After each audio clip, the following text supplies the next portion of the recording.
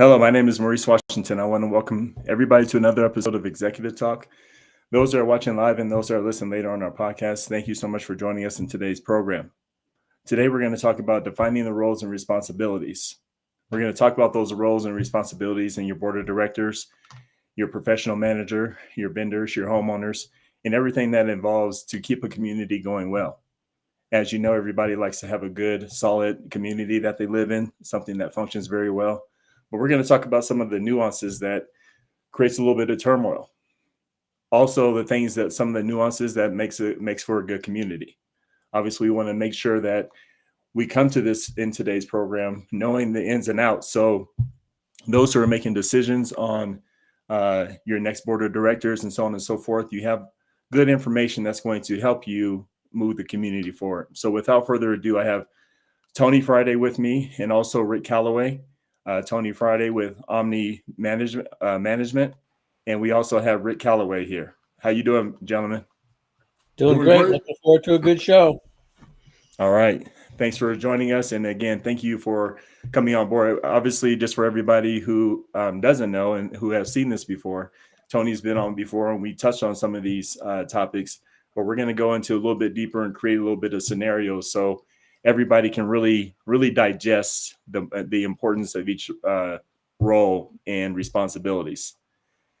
And so I want to go ahead and talk about this first and foremost, the board of directors. But before we start breaking down the fiduciary duties, the policy setting, the enforcement, and also budgeting, I want to go ahead and paint a picture because it's important for us to actually understand how this stuff comes to fruition. So let's think about this. I create a community let's say in the year 2000. Let's say one of my visions for this community is you're going to, it's going to be a nice complex. We're going to be affordable as far as our dues. And here's kind of the vision in which this community is going to be built on. One thing that we all need to understand about a vision, it has legs. It will grow, and it will set the course for anything that you're doing. And also it will set the course for the community that you're developing. So as we're talking about this, I want us to talk about these fiduciary duties, and let's talk about how this vision plays a role in that. So Tony, start us off with kind of the fiduciary duty. And again, you're into this vision. You're 25 years into this vision. How do some of these things show up in a positive way and some of these things show up in a negative way? Well, first of all, when you talk about fiduciary, fiduciary is defined as a trusting relationship. You have a fiduciary duty and you're being entrusted with the duties or with the management of a community. So you're a fiduciary, and that's what the board is. So if you're looking at starting something 20, 25 years ago, one of the things is whatever you may have thought you were going to create 20, 25 years ago is going to change over time. And one of the things is because if I have a vision in 2000, unless I have people that are going to carry that same vision out over the next succeeding years, things will change. You're going to have changes in from a political perspective, from an external political perspective, but also an internal political perspective. Same thing with economics, right? So you have some people that are going to come into a community and maybe landscaping is their thing, and landscaping, beautiful landscape is going to be part of the vision. Another one might come in and says, no, we want the buildings to look their absolute best. Some may say, hey, we want all of the amenities, and we're going to focus on the swimming pool, the tennis courts, and on basketball courts, and all the playgrounds, and those kinds of things. Those are going to be the things that are going to drive. So, but whatever it is, it should be driven by your governing documents and your budget, right? So that's where any vision you have has to be funded. And right. You're going to have the community on board with it, right? Yeah. All of the associations that I ever managed, they all have different things that they want to focus on, right? And so it's not a cookie cutter situation. But what is important is that fiduciary responsibility to maintain the assets, because the board doesn't have a duty to make everything spectacular where you appreciate the values are appreciating 15 to 20%. Be nice, but they do need to make sure that they maintain the assets. So that's key, and that's what I'm talking about as far as visions, because that's why I want everybody to grab a hold of that.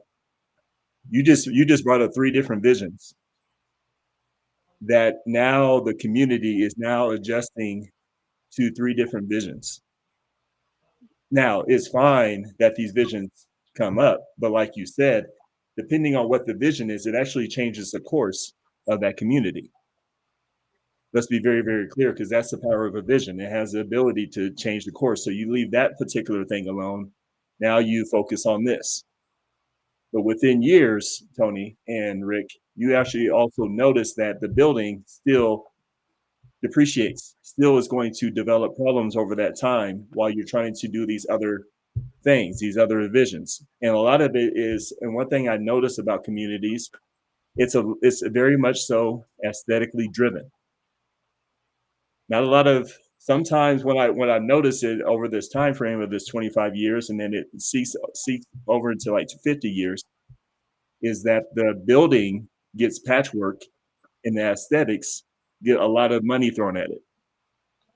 That's just what I've noticed. What about you and Rick? What did the 2 of you notice? Maintaining the buildings is huge and directly affects the insurance costs. And there's a report that they do that forecasts your roof's going to last 25 years. You got so much time left. You got this, and it tells you how much money you have to have in the fund just to maintain. What the heck's the name of that report? My mind just went blank. Oh, The your reserve study. report. Yeah, the reserve study. So you have to put, you're supposed to put that money into that fund. And if that doesn't happen, you don't have any money to do that stuff. So, and at this time, budgets are tough to do right now because prices are going through the roof. Literally. Yeah. Yeah. Well, and the thing about it, again, people are so much or more finance conscious, right, in terms of how much they're paying in assessments. So when you look at some of the things you want to do, whether it's going to be cosmetic things or all of your amenities, maintain those, and maintaining the buildings. The buildings are the most important. I always tell people, the people that or the boards that I work with, is we got to make sure that the buildings are being maintained and that they're watertight. You don't want leaks, because if you get leaks, then you potentially get mold and other issues. Let's make sure that the buildings are tight. Yes, I like to keep the pool. Yes, I like to keep the playground, but we can close those down. I can't close down the building and keep you from living in your building. So when it comes down setting a vision, and this one of the things that is also important is the reason why some of these visions aren't really achieved is because no one knows how to really have a communication plan to communicate the vision. Here's what the board is thinking, not only for this year coming up, but for the succeeding years. This is what we like to accomplish, and getting committees and getting people involved and catching that vision for their community. There are some communities that do it great, and their communities, they say safety is a big issue for them. The amenities are a big issue. Everything is big, and guess what? The homeowners are willing to pay for it. So I have some that want that, and they're willing to pay $1,000 a month, $1,500 a month in assessments to make sure that they get what they want, right? So as long as you're willing to pay for it, you can have it all. But if you're not willing to pay for it, guess what? It's going to be a struggle trying to have the buildings being maintained, all the amenities being maintained. And so the other really important thing that I want to say here too is, and Rick also knows this, people are there. Sometimes they can get, and I have to caution my board, don't be a penny wise and pound foolish. You got to make sure that you are spending the money wisely, but it's not for you to sit there and just try to build up a bunch of money and not spend it and see your buildings deteriorate. I have one right now, we're looking at, they didn't want to raise their assessment, so their siding is falling apart, the roof is falling apart. They found out that all their electrical panels need to be changed out. That in California they have an AB 326, which is a balcony law that they have to, and they don't have enough money. They need somewhere around $3 to $5 million in order to cure all that. So whoever had a vision 20, 25 years ago, that vision died about 15 years ago, and now Yes, they're having sir. to pay for it. As That's far right. as the buildings go, isn't it better for these associations to do a little bit each year rather than going, oh, well, we'll fix it all tomorrow? But tomorrow never seems to come. You need to keep up the painting and the things like that. You can't just try to do 4 billion homes in one fell swoop. You had to budget a little bit each year to take that stuff down. And if you do that, then you can afford some of the other things. Well, and really, real quickly, the thing about that is the reserve study really drives all that. What are you going to do this year? What are you going to do the following year? The problem is when you have some boards that don't really understand their role and responsibilities and make sure that they adequately fund for some of those things, they start kicking the can down the road. Yes. Because, like I Yes. said before, there's an economic and political component to managing an association. If the economics have to do with bidding and getting the assessments and those kind of things. The political component is, guess what? These are my neighbors. They're my neighbors. And if I increase the assessment where it needs to be $20 to $25 or $40, my neighbors may I'm worried about somebody keying my car, throwing eggs at me, or when I go get my mail, having somebody screaming at me. That's So right. they keep the assessments artificially low. Then for sales, people aren't very astute, so they'll go through there and they're like, oh wow, the assessment's only $300 a month. Well, their real estate agent don't tell them, you know what, it probably should be 600, but it's 3. And guess what? You're going to probably have a special assessment in the next 5 or 10 years. So you have to make those kinds of choices and decisions before you start to buy into a homeowners association. And that's exactly my point, is you're setting a vision of low cost. Well, if that vision keeps on continuing and you got to increase cost, well, now you're stuck. Now all of a sudden you have to come to this huge price, this price. It seems like you're price gouging all of a sudden. And people are upset because they came in under this pretense that they can afford this, right? Well, I didn't know I needed to afford this extra $300. That's cutting to all the other things I have going on personally. Mm-hmm. Right. So that's what I'm saying. As far as this vision, it needs to be rehashed. It needs to be your budgeting. It needs to be so airtight and thought about in such a detailed manner to make sure that you're really, because your communication and your decision making is going to funnel over to the next year. Right. So here's what I mean. If I'm going ahead and say, you know what, I want to have that building over there beautiful. I want to make sure that that color is black or whatever color you want to. I want it to be blue, white. It's just we're going to change the color of all the buildings. And there's 4 buildings there. But then a building, the pipes, one of the building has pipe issues. And you spent that money on that new color for that building. They're going to look at you saying, why did you spend that money as far as the neighborhood on that building when we probably needed it for these pipes? Do you feel like those conversations seem to come up and that conflict, arises within the community? Yeah. So Rick can speak to the plumbing issue because whether it's covered by insurance or not. So Rick, I'll let you take that part, and then I'll piggyback. If their plumbing is not good and it bursts, it may or may not be paid. But if you have a gradual, insurance covers unexpected damage for definition. Your house burns down, that's unexpected. Your pipe drips and drips and drips and drips and drips. That's not a catastrophic thing. It's been happening for years, and you just destroyed the stuff. I mean, I fought and got some of that stuff covered, but you've ruined the walls. You've ruined this. You've got mold. Now you've got more problems.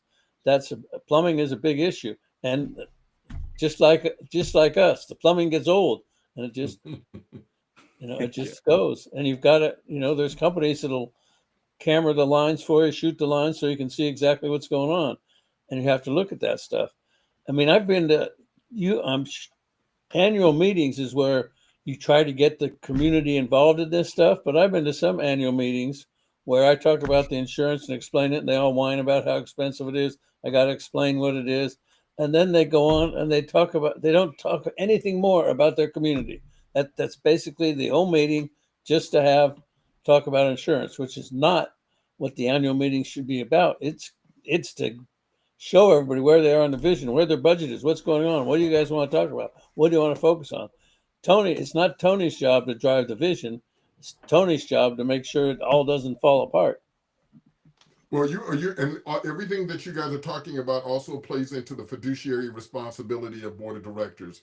You have to use what they call the prudent man's or business judgment rule, or what a prudent man would do. The first time you have a pipe burst in a unit, one of the prudent person would say, hey, these buildings are 30, 35 years old, 40 years old. Maybe we should have, like you suggested, Rick, maybe we should have all the plumbing cameras so we can get some sense of where we are with respect to the condition of the pipes. And if the expert comes back and says, hey, you know what? Yep, these pipes are starting to degrade pretty rapidly. You might want to think about changing them out. And then you can start prioritizing some of the worst ones and actually gradually get those done. But here's the key. Homeowners may not like it, but if board members and the management company is transparent, what the budgeting process, I like my homeowners to see the budgeting process. It has to be transparent. The discussion, what are we trying to get done next year? So they can hear and see the whole process. When it comes to any of the buildings' colors and those kinds of things, you have to be transparent. And if you're transparent with homeowners, sometimes they may not like it still, but at least they saw the process and that the board wasn't making decisions in a vacuum. Well, I see so many associations, they don't have meetings and talk about the budget. They're just worried about, well, I got to get the budget out by November 11th or November 5th. They do the whole process, but it's only them. So nobody else has had the input so the budget comes out and the people are looking at it and they go, well, what the hell is this? How did this happen? Where did this come from? Like I said, get people involved. It may be a pain in the ass to have the meetings because everybody's yelling and screaming and jumping up and down. But they have to, if they're involved in the process, then it makes sense to them when they look at it. If you send me a piece of paper with a bunch of numbers on, I go, well, that's wonderful. Where the hell did you get these numbers from? Well, yeah, and that's one of the things that, at least for me in the association that I manage, I make sure that the boards do the budget, and we have a separate budget meeting. And I give them all the information they need in order to make a decision. Then I tell them, you have the meeting separate from me. I'm not at any of my budget meetings. Right. It's just the board. And then it's the board and the homeowners. So we let the homeowners know the board is going to be having a budget meeting on this date. We encourage you to attend. They attend and they can actually see the process. Then I recommend that the board give the homeowners a section to have input before they make the final decision on the board, on the budget. Because there may be a homeowner that says something that the board didn't even think about, and they makes a great idea and they have that input, right? So we also recommend that boards have town halls where the manager's not there. So the homeowners can, if they have gripes or whatever the case may be, they can have that time to be able to communicate them with the board. Board notes all of their issues and concerns, and then they follow up to the town hall that goes out to all the members so they know what was discussed. The whole thing is you can't be afraid to have hard conversations. And a lot of boards, a lot of management companies don't want to have it because they're afraid that the homeowners are going to actually revolt. One of the things that I found out, homeowners have opinions. Boards make decisions. Right. That's how it works, right? And it's not a popularity contest, and a lot of people have a struggle with that. And I said, if you think it's a popularity contest and you're just trying to ingratiate yourself to your neighbors, then you probably shouldn't be on the board. Right. And homeowners, when you move into a community, you don't get to choose your neighbor. They're there. Right? And so people struggle with that, and board members struggle with that, but it's part of living in an HOA, and HOAs aren't going away. In California, we have over 55,000 community associations, and nationwide there's about 370,000. And in California, it represents about 28, almost 28 million people living in these kind of communities. And so they're getting more and more. They're not building these suburbs anymore. Now they're building these communities that are either multifamily, podium style, or their styles where we just had one where I live where it's not an association, but it's all funded by Melrose tax. All the landscaping and the playgrounds, it's all being maintained through their taxes. So, but these aren't going away because cities don't have the money, right? Builders like them because you can build a lot of them in a very small space, and the cities don't have to cover the streets and the lights and all those kinds of things. So they're not going away. That's key, and I'm glad you transitioned to that, because let's talk more about that professional manager, because it does seem like that's the pathway in the direction that we're going in across the nation. So for the professional manager, we're seeing that their responsibilities are as follows: it executes board of directors directives, manages vendors, maintains records, and also communicates with the homeowners. So when we talk about the board, and we're talking to the professional manager, it seems like the just like anything else, communication is key. So the professional manager, is it your job to suggest certain things that the board of directors may not be seeing, or is it just purely taking in what the board of directors ask you to do? Yeah, and that's a really good question. When it comes to me as a professional manager, first of all, in this business, you don't, at least in California right now, you don't have to be licensed or certified. I am certified. Certain states like Nevada and others, you have to be licensed. So you have to go through all these classes. I go through a lot of classes, go through a lot of legal seminars and those kinds of things. But so I come with a certain amount of expertise over having off and on over the last, 40 years. I've had over a lot of experience, 30 plus years of experience being exposed and actually managing for the last 25 years straight, managing community associations. So I have some expertise. So what I try to be to my boards is a trusted advisor, right? So the board says, hey, we want to do thus and such. And if it's not following the governing documents of the community or state laws, then I have to caution them and says, hey, that's in violation of your governing documents, or that's a violation of state law. So we have to then kind of modify that. And if they still have some challenges with that, we may have to seek legal advice. But once we kind of get through that, my job is just really kind of to be there for them, to answer questions, to be that resource for them. And when they have certain directives, as long as they're legal and they have the authority to do them, then my job is to carry those directives out. I see. Now, this is another thing. Oh, go ahead, Rick. On your boards, how many of your board members have actually read their own CC&Rs? I would probably say 5% have actually gone through them and not read them back cover to cover, but from back to back. But I would probably say about 5%, which is very small. Yeah, the CC&Rs are the governing documents of the homeowners association.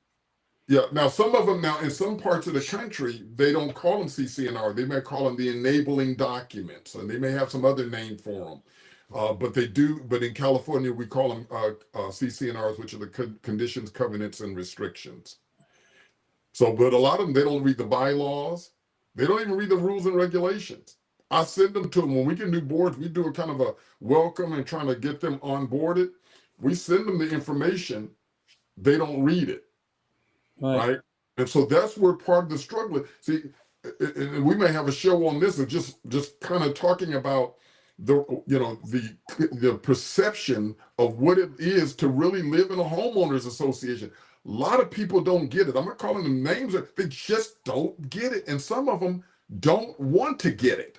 Right. I don't know if there's called the Robertsons. It was a show, and the guy, one of the guys where he made a bonfire in the yard, and his wife came out and said, hey, you can't do that. You can't do that. And he says, what do you mean I can't do that? She said, we live in a homeowners association. This is against the rules. He says, A homeowners association? What does that mean? He says, I paid so much money for this house, I can't even burn or start a fire. No, you can't do that. What do you mean I can't have Tony, let me barbecue? ask you. Hold on, Rick. Let me ask this question real quick before I lose it here. Rick, obviously, management companies are not all one and the same. They're all built differently. Some are real professional as far as how they go about. They don't want, they don't want all the communities in the world. They want the right communities. They charge a high premium. They have their specialty. Some are built in the sense of they want all the properties they can manage, but they do it at a low budget. But the service that you receive from that management company will absolutely match that low budget. Talk to us a little bit about that experience in which management companies come in and change because they actually could change the nature of that vision. And what do I mean by that? You have a good vision, but you got a good management company that's affordable. But now the management company nickel and dimes you for those extra things. Well, you probably don't want to do those things because you may not have that in the budget. So now there's a crossroad there because you got the wrong potential management company trying to save a buck based on your budget and fiduciary policy.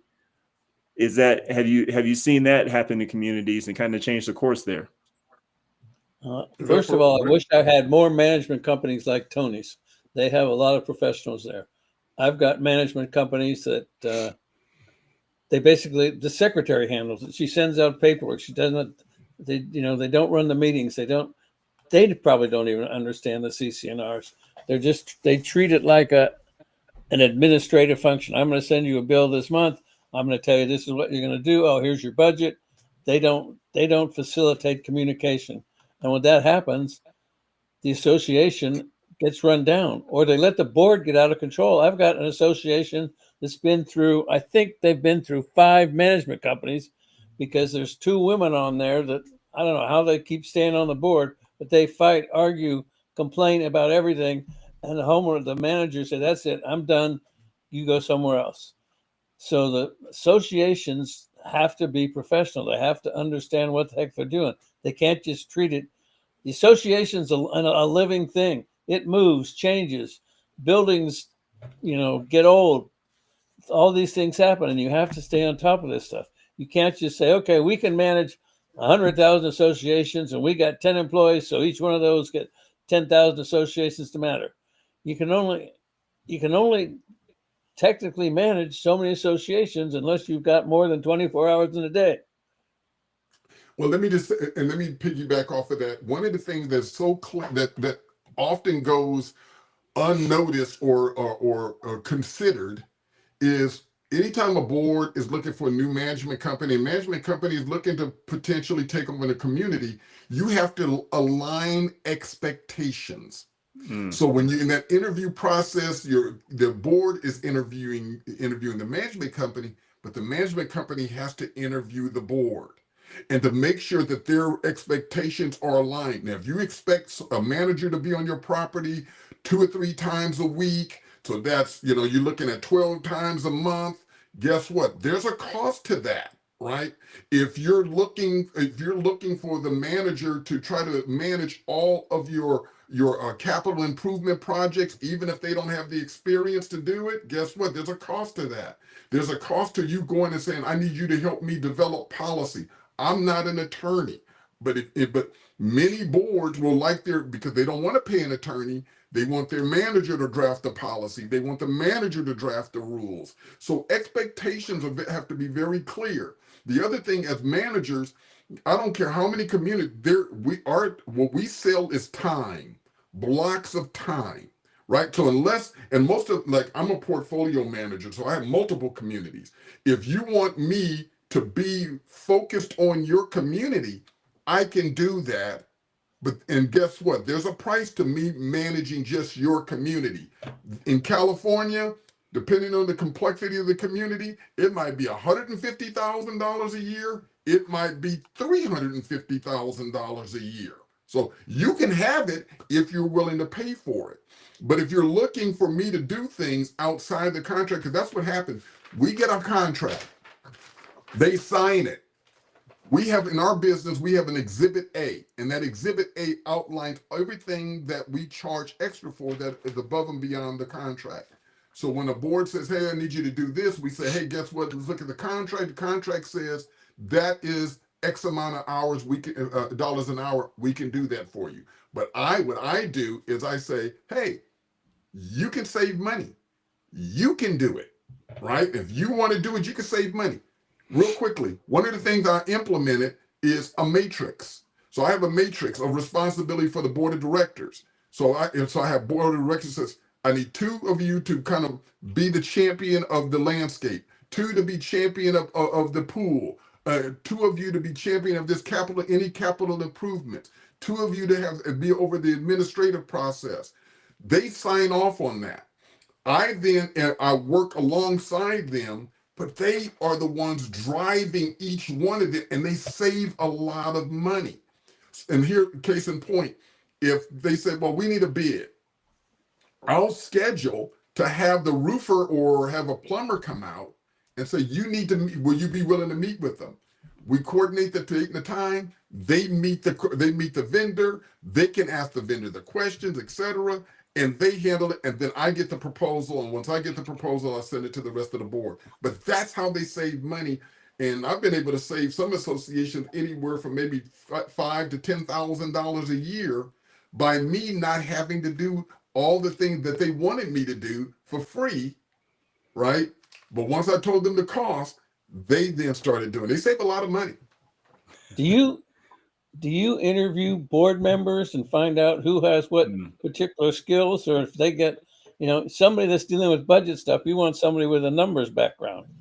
You end up with a person that paints houses. He may not understand budgeting, but he's going to understand construction. Or you just stuck with what you get, and then you got to figure out who fits.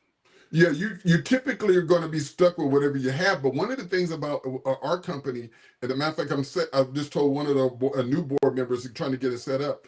We offer them the opportunity to come into our office and sit down with our accounting staff and go through the financials and teach them how to read it, what they should be looking for, right?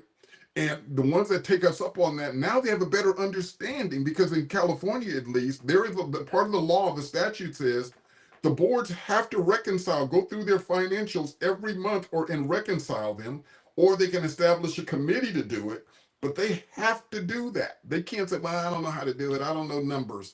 Well, somebody better learn the numbers, and we're willing to teach you, because that's your responsibility as a fiduciary again, right, to that community. That's huge. And so we're seeing the nature of that relationship, the maturity that needs to exist in order for this process to work.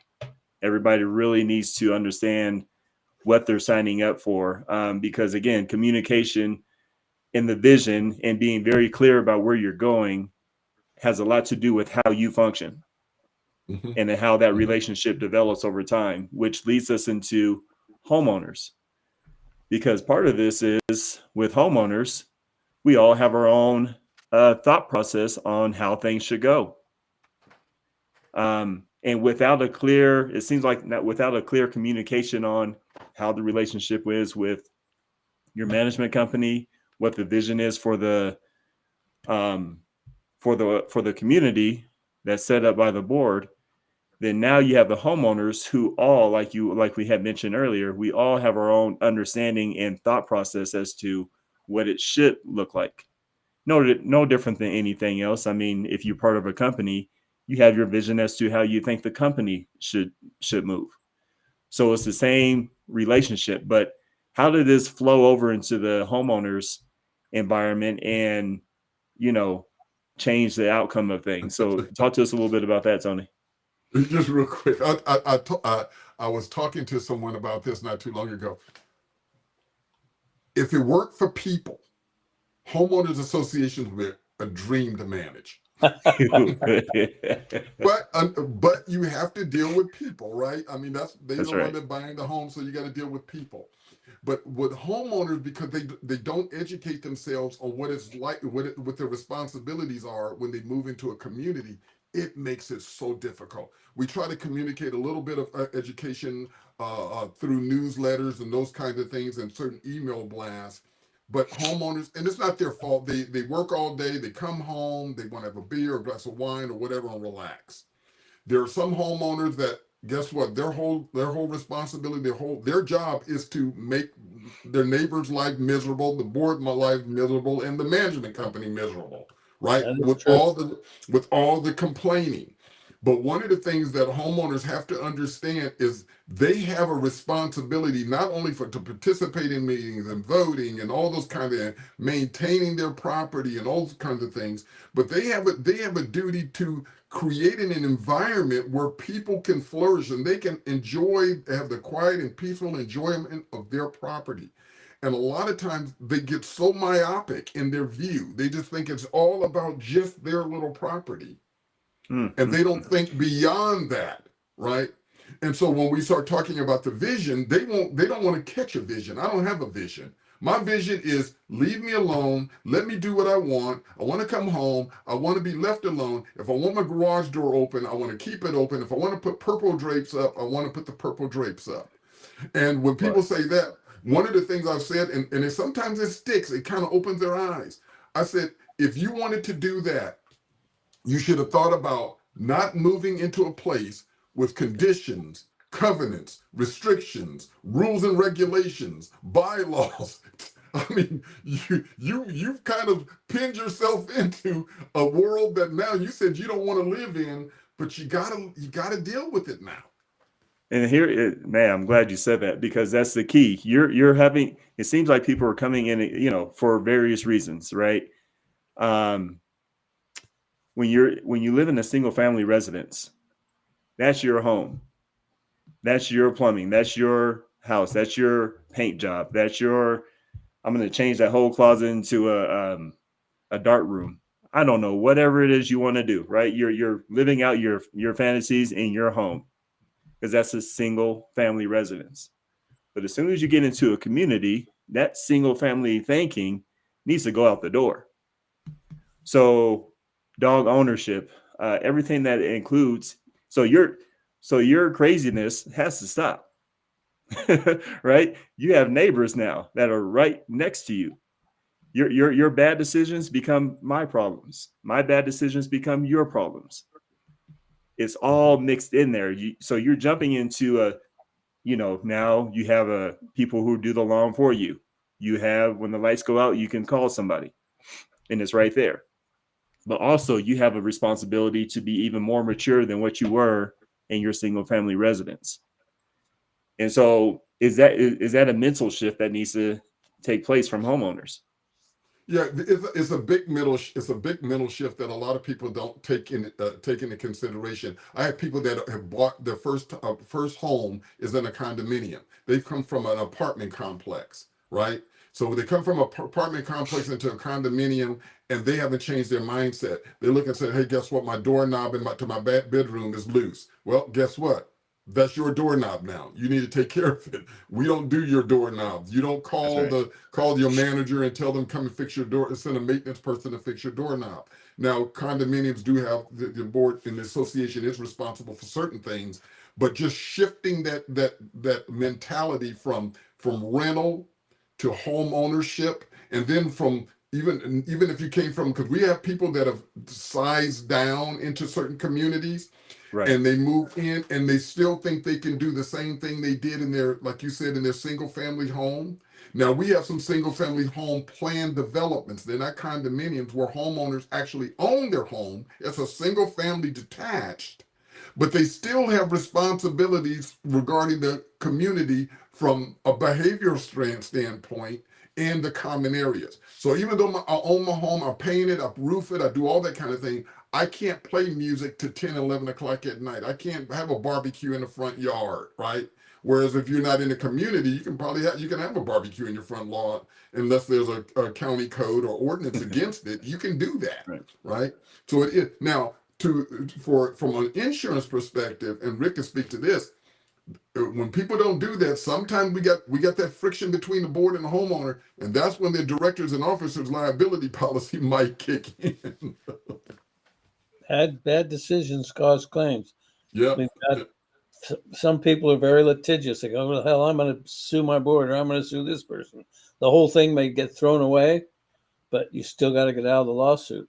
Yep. And in PUDs, how many people buy homes in those that don't even realize that what they've done? I would let me just take the great question. I would say 99%. 99% don't even have a clue what a PUD or a planned development is. They don't have a clue. Now, and the problem too is you have planned developments where there's single family homes detached. That's clear. Hey, some people could probably get their arms around that. But they have a lot of PUDs. I manage 1, 2, 3 that are PUDs, but they're attached. So, and then some of them, one PUD or a PUD, we're only responsible for paint. The homeowner's responsible for everything else with that home, and it's attached. The roofs, the gutters, the everything. We're not responsible for anything but paint. Then I have another PUD where we're responsible, almost like a condominium, for everything on the outside, right? So they're thinking more in this condominium concept, and I have to explain to them, no, you're planned development. You own the land your unit sits on. You look at your grant deed, it has a plot plan most likely attached to it, or you go to county assessor's office and they can show you what the plot that your particular lot sits on. But to your point, a lot of people don't understand what they bought into. And the real estate agent won't tell them because they want the sale. Yeah, they don't care. Mm-hmm. They go, don't worry about it. It's no big deal. Yep, and it is a big deal. It is. Because I just had one student. I'm sorry. I just had a homeowner. He didn't understand the complexity of. He just sold. He's got 2 mortgages because he's trying to sell one. He just moved in another. He had to get out. He said, I'm done. I can't do it. Yeah, it's crazy. Mm-hmm. It is. I want to have you address this one. This one's another big one because vendors, they have a lot to do with how everything aesthetically shows up, or even with how everything functions within the building, right? Their hands or anything that they have a lot to do with it. So talk to us about these points, because as obviously contractor professionals, not decision makers, and then follow the scope of work. Talk about how these things, can spiral out if these things aren't followed. Well, one of the things is, especially with vendors, you want to find some really good vendors, ones that actually have worked in homeowners associations, have the proper licensing and insurance. And Rick has always helped me with the insurance piece and making sure what should they have, whether it's hired, non-hired auto, whether it's general liability, a waiver of subrogation clauses, and those kinds of things. But once you get your vendors, one of the things is you have to interview these vendors, making sure that they have the qualification and the expertise to be able to do the work that you're asking them to do, and that they give you a proposal. And the other thing I love is those vendors that are willing to actually provide before and after photos of the work that they perform. But one of the things that with vendors that we got to really be careful of is those vendors who could sometimes try to stiff boards because they think the board doesn't understand. And as managers, because we've had a lot more experience now, we kind of know when someone's trying to sell us a bill of goods. So we can help guard the board from that and maybe not use that vendor anymore. The other thing is making sure the vendors aren't doing favors for people, especially board members and even management company. We don't take favors from vendors. And we tell board members, you don't take favors from the vendors. We want the vendors to come and do a great job for the community, because the kind of work that they do, if it's quality work, it helps maintain the assets of the buildings. Good painters, good carpenters, good fence contractors, great landscapers, pool contractors, those kinds of things. Holding them accountable to their contracts, right? And before you pay them, making sure periodically you're monitoring the work quality to make sure that they're doing what the board wants them to do or the association wants them to do. And if they're not, then you got to go ahead and move away from them. I have one association that what they did is when they had a landscaper say, I'm going to go in and do all retrofit all your irrigation because it's failing. What they had me do, and they paid me for it, is I took the contract and scope of work and I went through the whole entire system with them. Told them to turn it on, and I verified everything that was done and make sure that it was done to the scope of work. And before the board, and then I gave the board a report. They signed off on the invoice. Everybody's happy. But good contractors, vendors, especially in the HOA space, it's a big industry, but it's very small. So we know every one of the remediation companies, the insurance companies, the painters, all the landscapers, pool contractors. We all pretty much know all of them, and they don't want to burn bridges in our industry. Rick, what do you have to say on the topic when it comes to vendors? What have you experienced from an insurance perspective? Well, from an insurance perspective, you have to make sure they don't have an exclusion for working in HOAs or PUDs, because Joe Blow might have insurance, but he didn't know what he was buying when he bought the insurance, and there's an exclusion in there for working on HOAs. Some insurance companies don't like people that are working in HOAs because it presents problems for them. That's the biggest flaw. And then we make sure they have the proper $2 million worth of coverage that they can add additional insured, waiver of subrogation, all of those things to protect the homeowners association. Tony, I'm sure, has a stable of vendors that he's vetted, and he has built a relationship with those people. So those are the people he use. You don't want to just send out a bid to everybody under the sun. Everybody comes back, and then you've just created a massive headache, because I can guarantee you everybody in that homeowners association has, my plumber can do this. He's the best in the world and he'll do a great job. May not be quite true, because he can do one house, but doing a whole association is a whole different ballgame. You need to have people that have the experience so that they don't cause problems for claims, which causes problems for the homeowners associations. And it's a relationship business too. People that you trust, you build a relationship with these guys, and you still got to verify what they're doing, but you can trust when they give you a number, it's probably a pretty good number. Tony, you probably covered this, and thank you for that, Rick. That was a good insert there. So, not decision makers. What does that mean, Tony? Yeah, the vendors aren't decision makers. What they do is, if there is an issue or something that they come up with now within the scope of their proposal, if they have to make some slight changes, then they let us know that they have to make changes and why they had to make changes. But they don't go through the community and start saying, no, this needs to be done, this needs to be done. Those are all going to be board decision. I am not even the final decision maker. When there's something that's changed, needs to be addressed, I bring it to the board makes the final decision, then I go ahead and carry it out. Got it. But vendors don't do that. Okay. Gentlemen, we covered a lot. We covered the vendors. We covered the homeowners. We covered the professional management company. We also covered the board of directors. What final thoughts do you want to leave us with, Tony, as far as this show? What should we take out of this to move forward? So somebody that is maybe confused about the role or coming into, because obviously you're coming up to where some of these board of directors are changing, or they're looking for a new professional management, or they're looking for new vendors. A lot of things could be happening, right? So what do you want to leave the community with as far as messaging here? This is very easy for me. Remember, it is a business. It's not a hobby. It's a business.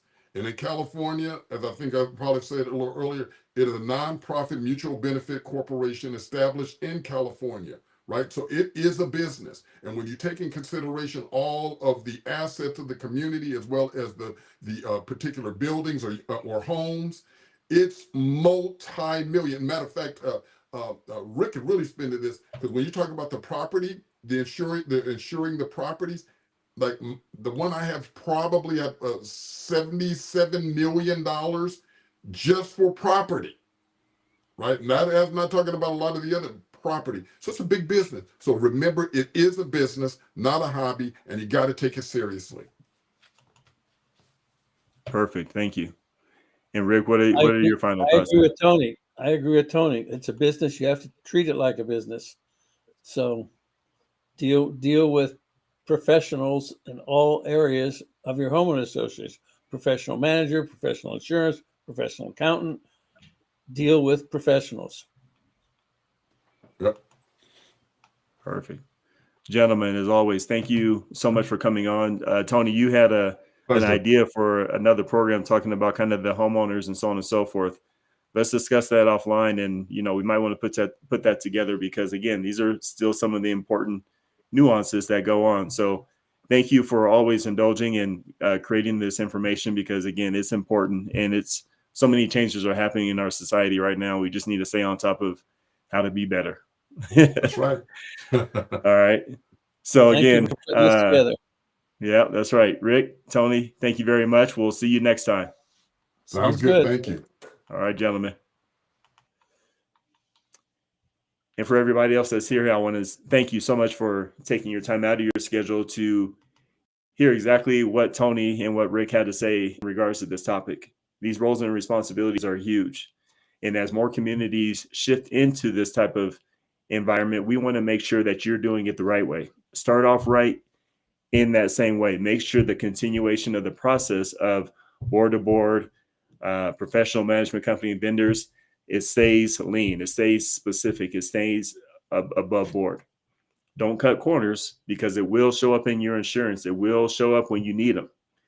And so again, what Tony and what Rick are saying to help get you there, take it seriously. I want to thank everybody for taking your time out of your schedule to watch Executive Talk. But Tony, myself, and Rick, we all have to get back to work. So we'll see you next time. Thank you. Bye-bye.